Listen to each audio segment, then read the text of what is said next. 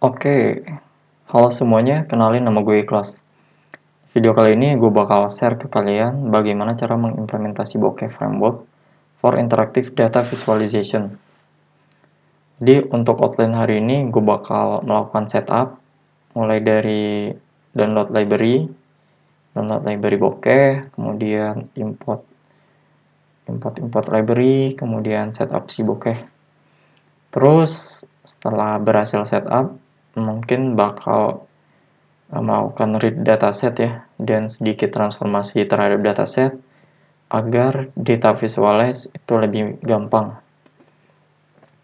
Oke, namun sebelumnya gue bakal share sedikit apa sih itu Bokeh. Ya, ini kalian bisa lihat di Bokeh dokumentasi. Nanti bakal gue share di deskripsi. Jadi Bokeh ini adalah Python library untuk membuat interactive data visualization, mungkin untuk web browser kali ya, modern. Nah, jadi ada banyak data visualisasi yang bagus-bagus nih kalau kalian menggunakan framework Bokeh. Oke, kalian bisa lihat ke first step installing Bokeh. Jadi kalau kalian belum punya library ini, kalian bisa gunakan conda install atau melalui pip install. Oke, kemudian ya ini untuk bahan ya. Balik lagi ke codingan. Jadi step yang pertama itu gue bakal melakukan setup dengan cara menginstal Bokeh menggunakan pip. Kita coba run.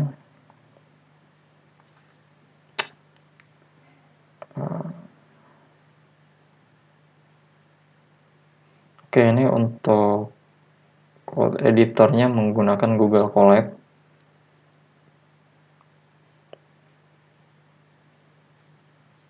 Oke, ini setelah berhasil diinstal, kemudian gue bakal ngelakuin import seluruh dependensinya. Ada NumPy, Pandas, dan Bokeh tentunya ya. Nah, ini untuk versinya. Kemudian ini untuk setup si Bokehnya, coredoc.time.minimal. Nah, untuk temnya sendiri, kalian bisa lihat ke dokumentasi bagian styling visual attribute. Jadi untuk temnya ada caliber, dark minimal, light minimal, next key, dan contrast. Nah ini nih tampilannya. Oke, kemudian ini untuk set to output the plot in the notebook. Jadi untuk setup ini jadi ada dua ya. Kalian bisa running di notebooknya atau running ke tab, new tab. Oke, kita coba. Ini udah di running. Oke, gue running juga. Oke, selanjutnya read dataset. Untuk read dataset, pastikan kalau kalian mengikuti tutorial ini, kalian harus mengimport dulu datasetnya ke dalam drive. Kalian bisa bikin satu folder gitu, dataset, yang isinya stockmarket.csv. Oke, untuk yang pertama kayaknya gue harus mounting dulu sampel data. Connect to Google Drive.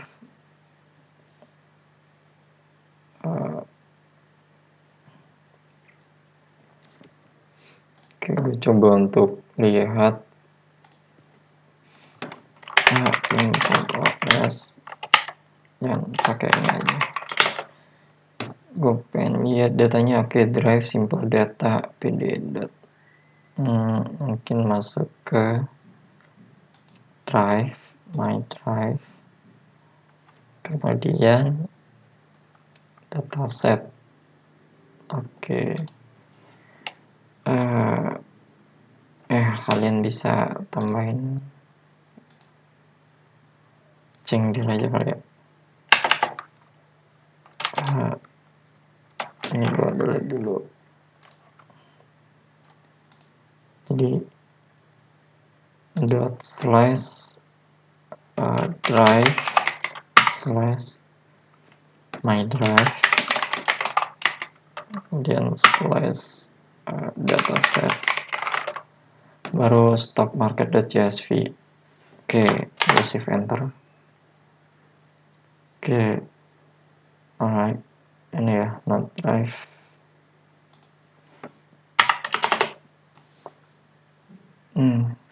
Oke, berhasil dataset. Nah, kita bisa lihat nih, adjective clause-nya kalau di belakang komanya terlalu banyak, jadi gue pengen sederhanain. Cuman ada 2 angka di belakang koma. Nah, oke, udah terlihat jelas ya perbedaan antara data frame pertama dan data frame kedua. Oke, untuk kemudian defining, gue pengen lihat ada berapa tipe sih name-nya ini. Nah, ini ternyata ada 3 tipe, yaitu Hang Seng, Nasdaq, dan Nikkei. Oke, untuk selanjutnya gue mau lihat sebaran datanya. Jadi total data Hang Seng 491, Nasdaq 501, dan Nikkei itu 482. Jadi untuk kolomnya ada 5. 1, 2, 3, 4, 5. Ya benar. Selanjutnya ini coba kita visualisasi secara sederhana aja ya untuk melihat datanya. Wait a minute, something wrong. Shopee.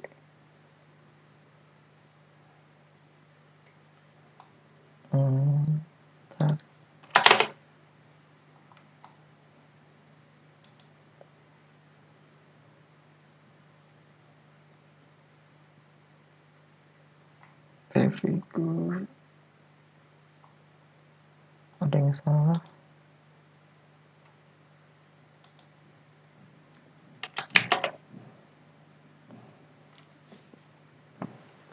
Atau sedang running ya.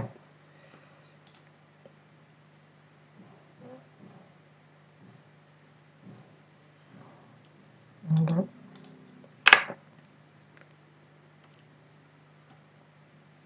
Ntar.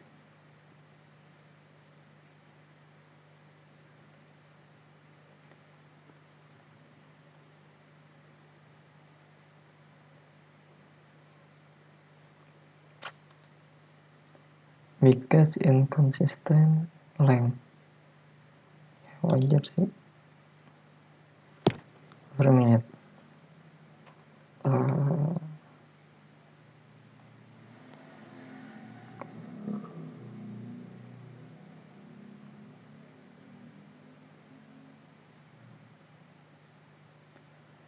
Figure title on your price dan data yang jadi not head.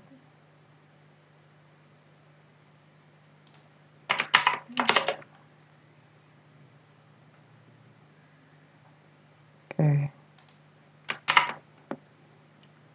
If that namanya ada hubungan.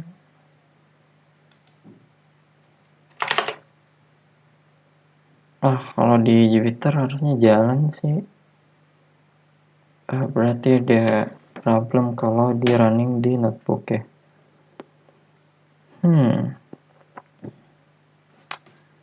Coba ganti deh.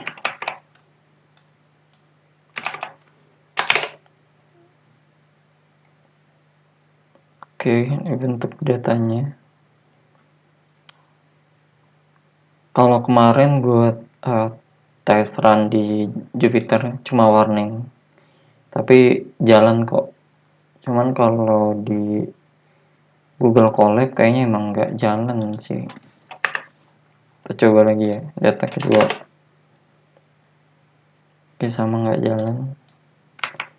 Mungkin bakalan error juga sih kalau untuk yang visualis di bawah. Ya nggak apa, ntar gue coba solving. Kok jalan juga? Benar satu dong. Oke. Ini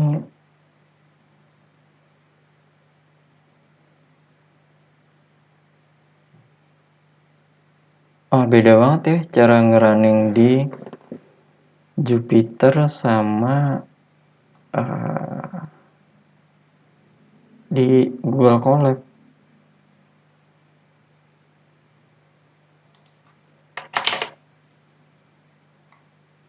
bentar, ini 491, gue pengen lihat dulu.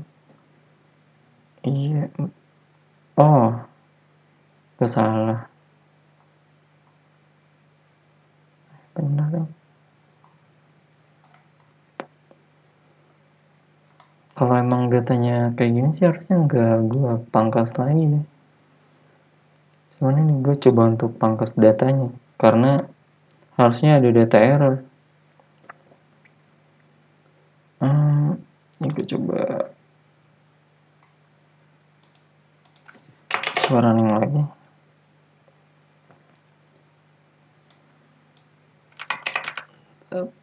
Tuh, data tuh juga.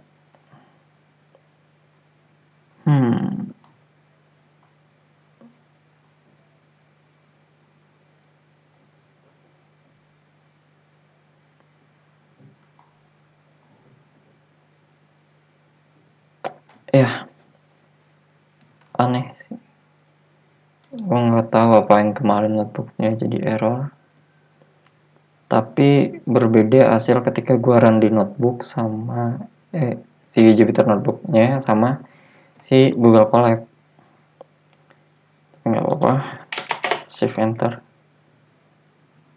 Ini juga gue ganti ke data tree. Kok ini?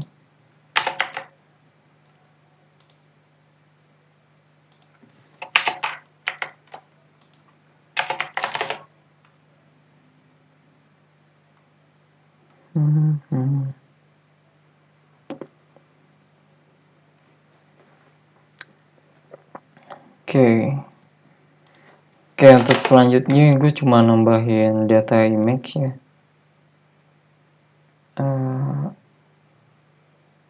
Ini warning. Harusnya bisa di mapping sih untuk masukkan data image mungkin. Tapi kalau gini juga running.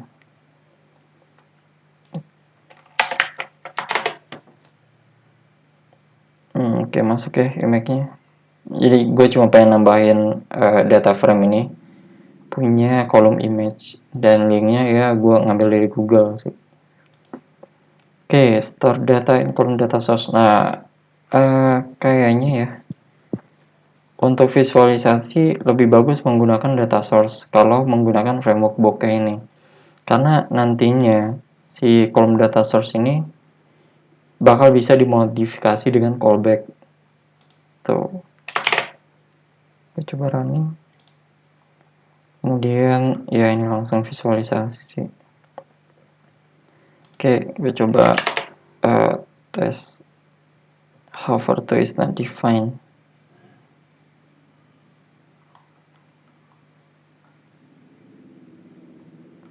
Oke, hover.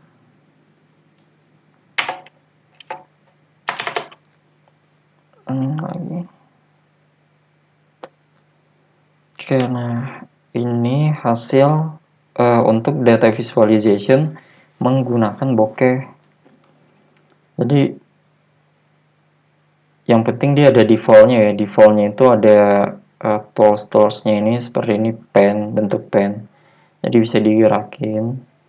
Kemudian yang kedua itu ini scroll ya, box zoom. Ini ada juga well zoom dan ini ada save, kita bisa save. Nah, oke, kemudian di data visualisasi ini yang gue tambahin cuman ini nih. Ini widget. Untuk widgetnya itu kalian bisa ke dokumentasinya. Ini ada bentuk-bentuk widgetnya, ada widget, ini callback, dijelasin tentang callback. Nah, ini untuk total widgetnya ini ada button, checkout button, group. Terus yang gue pilih itu ada select. Nah, jadi kalau kalian ngerunning ini dia yang console log sih. Nah, ini console lognya ini itu callbacknya. Dia bakalan coba untuk ganti. Kalau kalian lihat ini harusnya dia nge-console log sih. Nah, kan select value. Nah, ini yang kita manfaatkan si data ini. Oke. Terus untuk yang kedua itu nambahin ini ya, interactive legend. Nah, jadi kita bisa milih kita mau yang ditampilin itu legend yang mana gitu. Nah, ini nih, ini dokumentasinya untuk interactive legend ya. Oke. Balik lagi ke codingan. Jadi di belakang layar tuh sebenarnya gimana gitu kan. Oke, yang pertama itu ini untuk layout ya. Jadi penerapan layout itu di bagian bawah, create layout. Jadi layout itu punya slide sama figur. Jadi slide-nya yang pertama, figurnya yang di bawah. Kemudian yang kedua ini gue cuma inisialisasi si hovernya. Jadi ketika di hover itu dia bakal munculin adjective clause sama Nasdaq. Ini sesuai dengan yang ada di Slack. Nah, sesuai dengan ini. Oh no. Jadi error ya. Lagi ini. Belum. Oke. Kenapa jadi error? Data one dot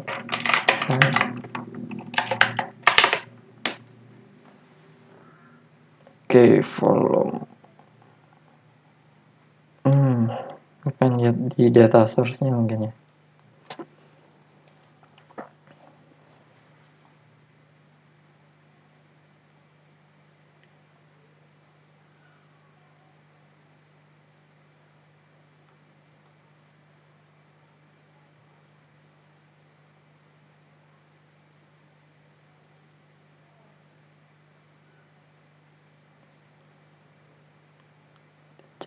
Close.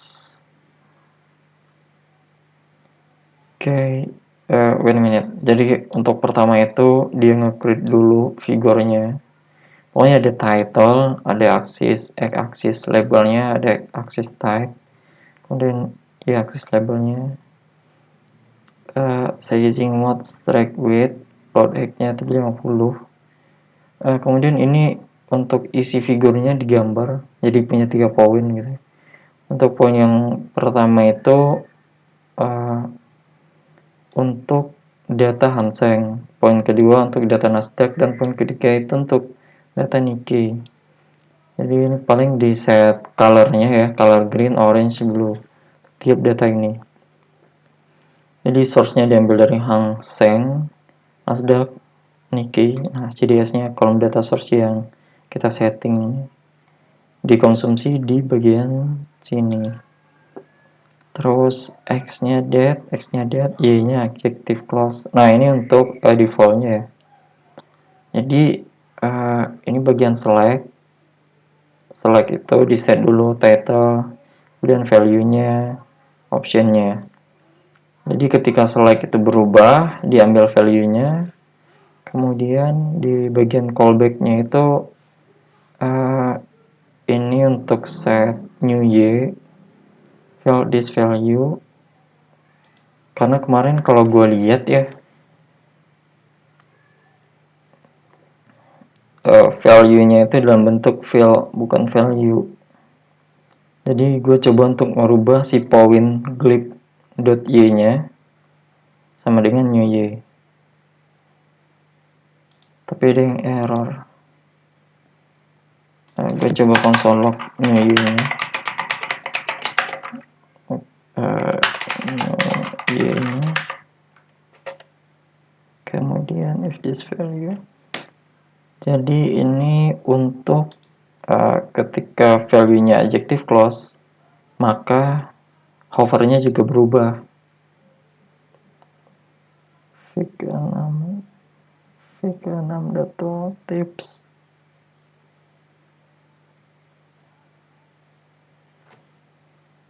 Kok Fig6 ya?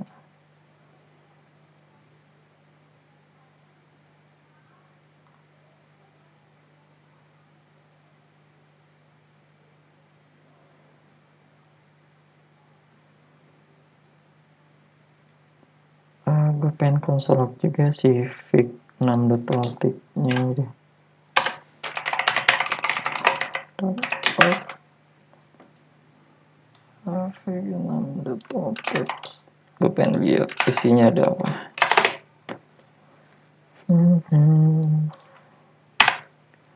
F12 konsol, gue delete dulu ya supaya gampang. Nah ini adjective clause-nya, covernya benar. Gue coba ganti ke volume, benar. Ke diaper change, benar. Lah, tadi error ya. Nah itu mesti jadi tanda tanya buat programmer ya. Kenapa error? Nggak tahu. Karena sekarang pas gue jalanin lagi, jadinya nggak error.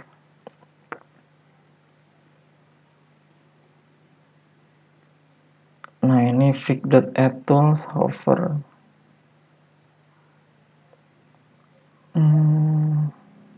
Ini untuk setup title-nya ya. Gue cuma ngatur font size, terus lainnya mau taruh di kanan sama color-nya. Legend-nya juga bisa diedit. Ini lihat dokumentasinya di bagian sini. Legend-nya, title-nya. Ini si tool-nya mau ditaruh di bagian mana. Oke, kemudian untuk gambar tadi gue cuma pakai div, terus ya simple ya, kayak nge-embed si datanya ke dalam HTML element. Oke, harusnya udah selesai.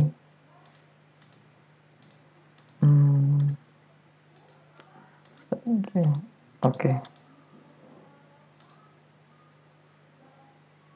Hanseng. Oke, nggak ada error lagi ya. Close dulu deh. Ini bisa di scroll juga ya. Kemudian ini apa? Click the question. 1, 2, 3, 4, 5, 6. 0, 1, 2, 3, 4, 5, 6. Oh ya, ini fig 6 tadi berarti dia yang diubah itu hovernya ya. Ini tool yang defaultnya.